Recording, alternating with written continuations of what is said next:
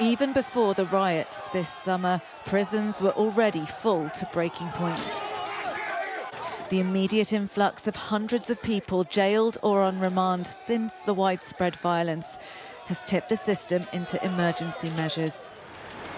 Operation Early Dawn means people once charged will be held in police cells and only taken to court when a prison place is free, a sign of how serious the situation is. It is an absolute crisis. It's the worst I've ever experienced in the job for just over 25, 26 years. This is a sensible solution for now, but it is just another sticking plaster. Ministers and police chiefs insist anyone that poses a risk to the public will still be found a place in custody. But inevitably, people charged with less serious offences will be more likely to be bailed and released. Rotherham saw some of the worst violence when this migrant hotel was attacked. In the town centre, they're worried police will now be diverted from dealing with other crime. We got more than 16 cameras. Nawaz says he has to report shoplifters on a daily basis, but officers don't always turn up.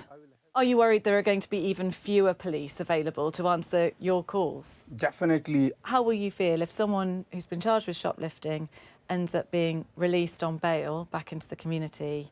So it means you are giving him a chance to do this thing a second time. Before the riots that swept across Britain, the government had already announced plans to tackle the prison crisis. From next month, an early release scheme should see thousands of spaces freed up. But swift justice for rioters means hundreds of places are needed now. So Operation Early Dawn has been announced in the hope it'll tide the system over until then. The Prime Minister says it's a crisis he's inherited. There was a basic failure, which is a failure to have enough prison places for the number of prisoners that were being sentenced to prison. That is about as basic a failure of government from the previous government as you could possibly have got. But it all adds to the court backlog. People already facing record delays for cases to be heard, having to wait even longer. It diminishes confidence in the justice system.